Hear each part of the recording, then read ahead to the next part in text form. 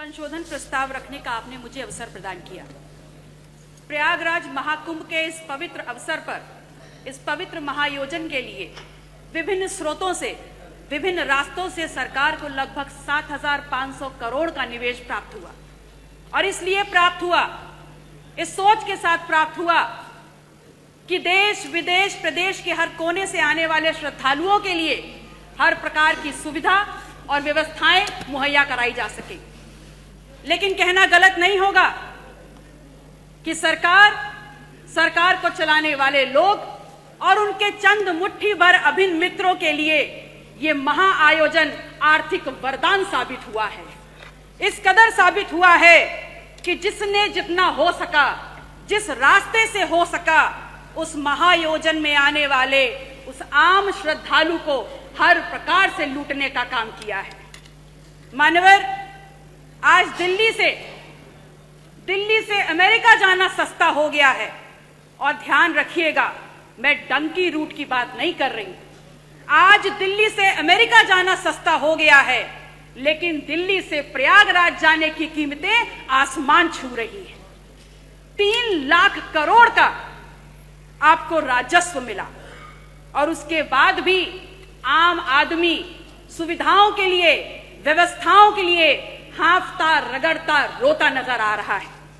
मान्यवर, सामाजिक और धार्मिक आयोजन में सरकार ने अपनी तरफ से व्यवस्था की गारंटी ली थी, तो आज सरकार को सामने आकर के इस बात को स्वीकारना होगा कि आप ठीक व्यवस्थाएं दे नहीं पाए।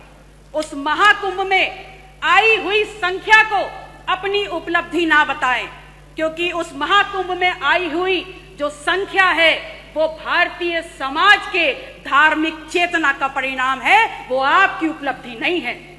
उसका श्रेय लेना बंद करिए, बल्कि प्रमुखता से सामने आकर के जो खामियां हुई हैं, जो अव्यवस्था हुई है, उसको स्वीकारिए और सबक लीजिए कि आगे ऐसा दोहराया ना जाए। मानवर, समता, समरसता के तथाकथित संदेश के साथ इस महाकुंभ का आयोजन सरकार ने किया। और सरकार इतनी निरंकुश हो गई, सरकार का प्रशासनिक अमला इतना निरंकुश हो गया कि आपने तमाम नियमों को धता बताते हुए वीआईपी कल्चर खेलना शुरू कर दिया। और इस कदर उसको आगे बढ़ा दिया कि वहां पर वर्गीय विभेद के कारण अव्यवस्था और वहां पर भगदड़ की भेंट चढ़ गया। आम जन की आस्था, आम जन की भावनाएं के साथ जो खिलवाड़ हुआ है वो महज निंदनीय मात्र नहीं है, बल्कि एक पाप है। और वो पाप इस कदर है कि किसी भी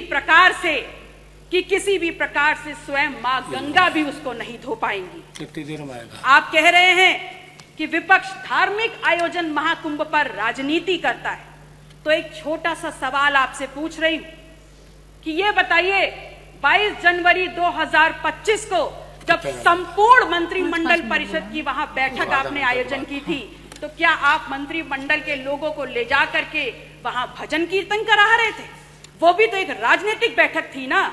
तो फिर राजनीति विपक्ष कैसे कर रहा है?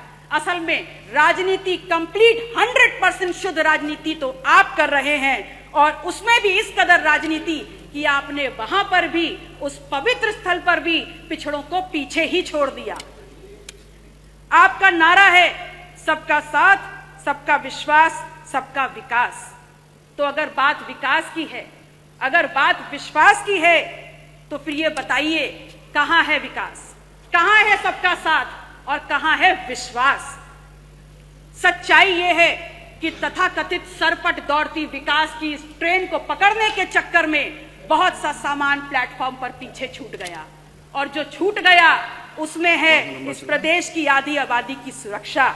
जो प्लेटफॉर्म पर छूट गया वो है नौजवानों की नौकरी का सपना, और जो पीछे छूट गया उसमें है शब्दों की मर्यादा और हमारा अदब। शायद इसीलिए उस दिन सदन में जब विपक्ष के द्वारा विधानसभा की कार्रवाई में उर्दू को सम्मिलित करने की बात की गई, तो यहाँ पर अशोभनीय और असंसदीय भाषा का प्रयोग किया गया। तो एक सवाल सीधे माननीय अधिष्ठाता महोदय, आपके मार्फत आपका संरक्षण लेते हुए मैं नेता सदन से पूछती हूँ is Urdu an imported language? क्या उर्दू निर्यात करी हुई जुबान है? और या फिर क्या ऐसा है कि जब मुगल घोड़े से भारत में आए तो अपने पीछे उर्दू को बैठा करके लाए? विधायक जी, तो 5 मिनट हो गया। धन्यवाद। माननीय अध्यक्ष जी, 1 मिनट और। माननीय अध्यक्ष जी, मैं सिर्फ इतना कहना चाहती हूँ कि महामहिम राज्यपाल ने हालांकि थोड़ा ही भाषण पढ़ा, पर मैंने देखा हर छोर पर भारत प्रथम स्तर पर है। बड़ी प्रसन्नता हुई और अगले ही पल ये भी समझ में आ गया कि माननीय राज्यपाल महोदय की क्या गलती है। वो तो बहुत दूर से आई हैं। असल में उनको जो झूठा सच्चा लिख के दे दिया गया, उन्होंने पढ़ने का काम किया। अगर सच्चाई समझना चाहते हैं तो समझ लीजिए कि NCW के 2024 के आंकड़ों में उत्तर प्रदेश यदि फर्स्ट है तो महिला के ऊपर और अपराधों में फर्स्ट है। अगर फर्स्ट है तो बाल यौन शोषण के मामलों में फर्स्ट है। कल प्रदेश के मुखिया जब सदन में बात कर रहे थे तो कुंभ में हुई दुर्घटना पर षड्यंत्र की उन्होंने एक तरफ इशारा किया। उन्होंने बताया कि खिलाफ साजिश हो रही है उनकी सरकार के और उनके खिलाफ।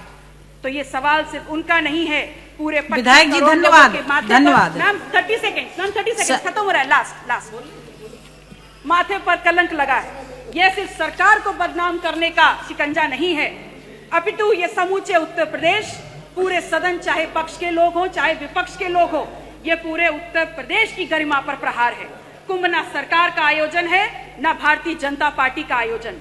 ये कुंभ भारत की सांस्कृतिक विरासत है, भारतीय समाज के विभिन्न आध्यात्मिक विचारों का आयोजन है और उत्तर प्रदेश सदैव इस आयोजन की आने वाले श्रद्धालुओं की मेजबानी करता रहा है। और अंत में मैं सरकार से मांग करती हूँ कि जो लोग भी षड्यंत्र में शामिल हैं उनके नाम सामने लाए जाएं, उनको कठोरतम सजा दी जाए। माननीय अध्यक्ष महोदय, समय की बाध्यता है, मैं आपसे निवेदन करूंगी कि अपने क्षेत्र सिराथू से संबंधित जितने भी प्रस्ताव हैं मैं टेबल कर रही हूं, कृपया उनको मेरे वक्तव्य के साथ जोड़ने का कष्ट करें। नमो बुद्धाय, जय संविधान।